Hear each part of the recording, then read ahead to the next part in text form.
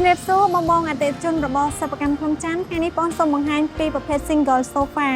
ចាប្រភេទសាឡុងបែបនេះគឺមួយទៀតគេហៅសាឡុងតូលចាគឺម៉ូដដែលខាងអតិថិជនបងប្អូនក៏បានកំងណាចាគឺមួយឈុតនេះមានខ្នាយរហូតដល់ទៅ3ចាគឺងាយស្រួលអង្គុយមែនតើបង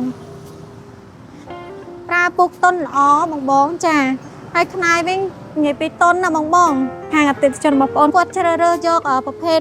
សាច់កាំញ៉ៃចាព្រោះប្រភេទសាច់កាំញ៉ៃវាត្រជាក់ស្រួលវាតុនត្រជាក់ស្រួលចឹងណាបងហើយមួយទៀតនៅពេលដែលប្រឡាក់គឺ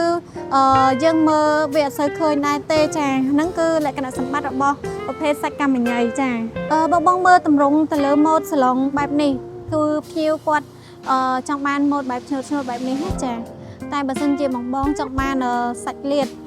មកក៏បានដែរចាកន្លែងនេះក៏ដូចគ្នាចា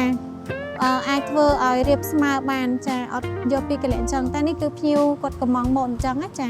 គឺខាងបងធ្វើតម្រូវទៅតាមភ្ញៀវកំងដែរទេបងចាគឺអាចកំងបានគ្រប់ទម្រង់គ្រប់ຂະຫນាតតែម្ដងចាអញ្ចឹងបើសិនបើបងមានតម្រូវការប្រភេទ single sofa ម៉ូដបែបនេះឬក៏ម៉ូដផ្សេងពីនេះក៏បងអាចកំងមកខាងបងបានដូចគ្នាសម្រាប់ព័ត៌មានបន្ថែមបងអាចឆាតចូល page សិប្បកម្មភ្នំច័ន្ទទំនាក់ទំនងតាមរយៈលេខទូរស័ព្ទTelegram ឬក៏អញ្ជើញមកដល់ទីតាំងផ្ទាល់ក៏បានដែរអរគុណច្រើនជំរាបលា